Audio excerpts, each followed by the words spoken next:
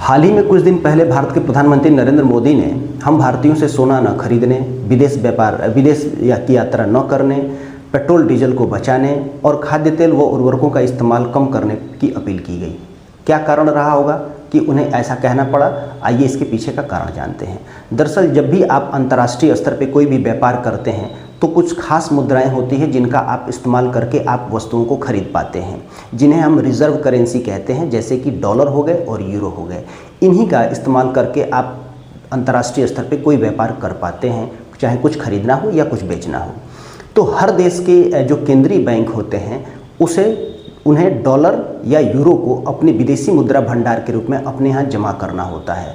जो देश जितना ज़्यादा इन विदेशी मुद्रा का भंडार रखता है, आने वाले दिनों में जब भी इकोनॉमिक क्राइसिस बढ़ते हैं तो वो उनका इस्तेमाल करके जो चीज़ अपने यहाँ वो प्रोडक्शन नहीं कर पाता है कंट्री, वो दूसरे कंट्रियों से खरीदने में वो उसका इस्तेमाल करता है। जैसे हम सोना, हमारे यहाँ अधिक मात्रा में प्रोडक्शन नहीं होता है तो हम सोना खरीदते हैं।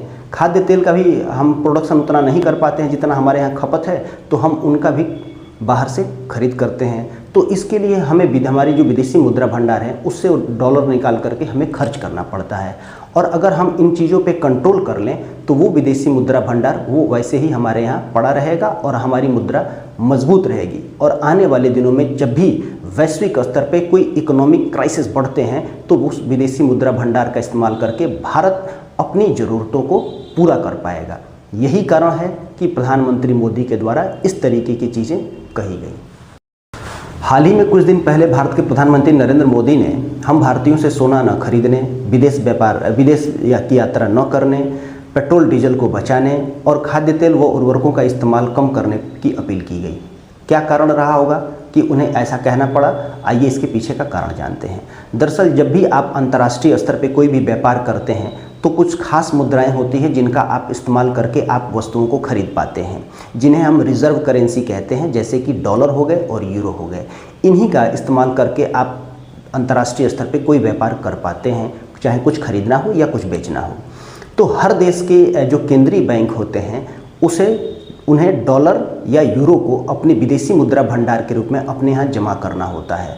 जो देश जितना ज़्यादा इन विदेशी मुद्रा का भंडार रखता है, आने वाले दिनों में जब भी इकोनॉमिक क्राइसिस बढ़ते हैं तो वो उनका इस्तेमाल करके जो चीज़ अपने यहाँ वो प्रोडक्शन नहीं कर पाता है कंट्री, वो दूसरे कंट्रियों से खरीदने में वो उसका इस्तेमाल करता है। जैसे हम सोना, हमारे यहाँ अधिक मात्रा में प्रोडक्शन नहीं होता है तो हम सोना खरीदते हैं। खाद्य तेल का भी हम प्रोडक्शन उतना नहीं कर पाते हैं जितना हमारे यहाँ खपत है, तो हम उनका भी बाहर से खरीद कर